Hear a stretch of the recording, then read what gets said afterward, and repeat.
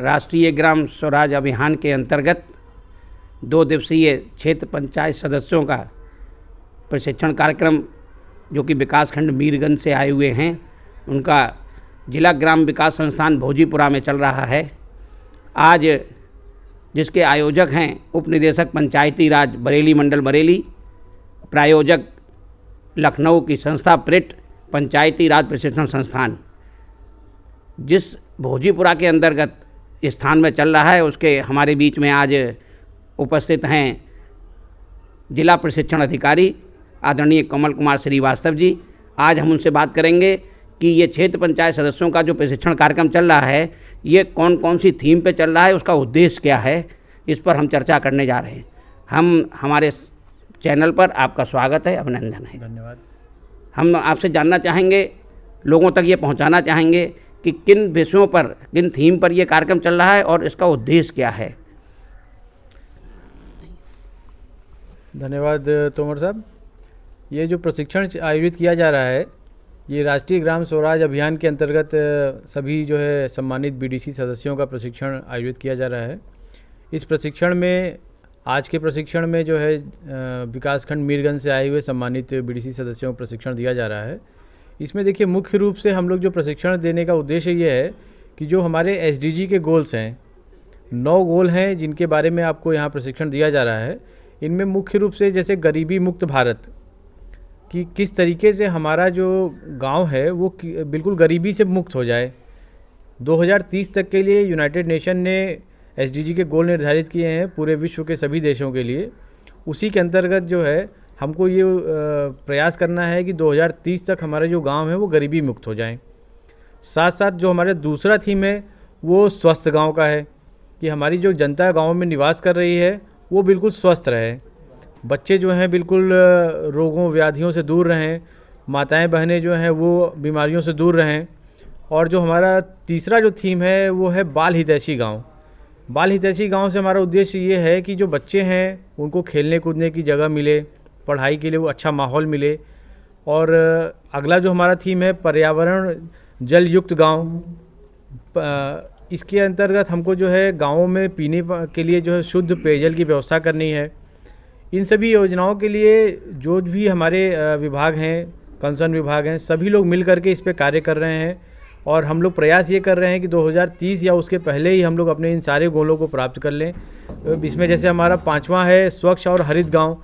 इसके अंतर्गत हम लोगों को गाँवों में जो है पेड़ पौधे लगाने हैं जिससे कि वातावरण शुद्ध हो सके, हमको पर्याप्त ऑक्सीजन मिल सके।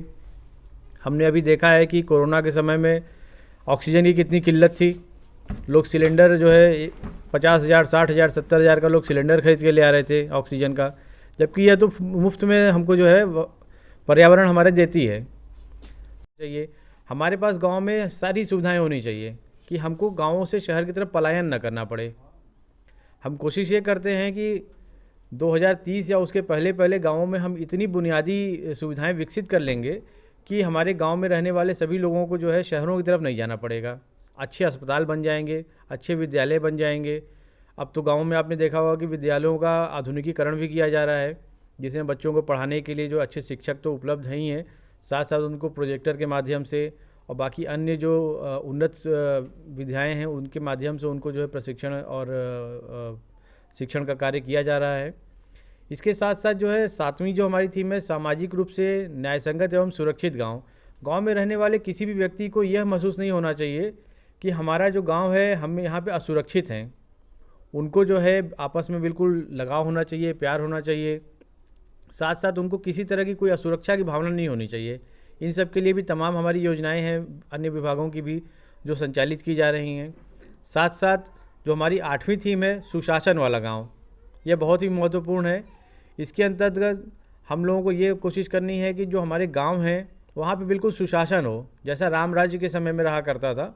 हम लोगों ने प्रयास ये कर रहे हैं कि बिल्कुल गांव में अपराध मुक्त हो, सभी लोग एक दूसरे से मिलजुल करके रहें, एक दूसरे का सहयोग करें।